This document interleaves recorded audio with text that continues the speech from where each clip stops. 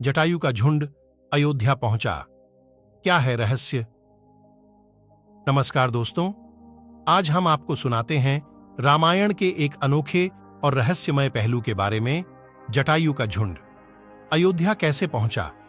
ये कहानी आपको रामायण के पन्नों से परे ले जाएगी, जहां पक्षियों की वफादारी और प्रकृति का चमत्कार मिलता है। जटायु का बलिदान। पहले हमें ये याद करना चाहिए कि किस तरह जटायु ने माता सीता को रावण से बचाने के लिए अपने प्राण न्योछावर कर दिए थे।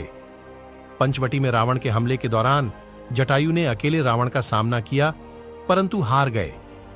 अपने अंतिम सांसों में उन्होंने वानरराज हनुमान को सीता के अपहरण की सूचना दी और फिर वीर गति को प्राप्त हुए। झुंड का उद्गम रामायण में हमें इस बात का उल्लेख नहीं मिलता कि जटायु के बाद उसके झुंड का क्या हुआ, परंतु लोक कथाओं और जनश्रुतियों में ये दावा किया जाता है कि जटायु का झुंड जीवित रहा और अयोध्या तक पहुंचा। ये झुंड उन गिद्धों का था जो जटायु के साथ रहते थे या उसकी प्रजा थे। रहस्य का खुलासा। इस कहानी के पीछे कई सिद्धांत मौजूद हैं। कुछ मानते हैं कि ये पक्षी जटायु को श्रद्धांजलि देने के लिए अयोध्या आए थे।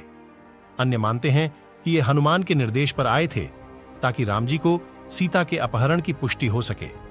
कुछ का मानना है कि यह प्रकृति का संदेश था, अच्छाई का बलिदान व्यर्थ नहीं जाता। झुंड का महत्व, भले ही ये कहानी सत्य हो या ना हो, ये जटायु के बलिदान के महत्व को और बढ़ा देती है। ये दिखाती है कि कैसे एक प्राणी का समर्पण उसके पूरे समूह को प्रभावित कर सकता है। ये साहस, वफादारी और प्रकृति के चमत्कार का संदेश देती है। तो दोस्तों, जटायु के झुंड के अयोध्या पहुंचने की कहानी एक रहस्य है, परंतु एक सुंदर रहस्य।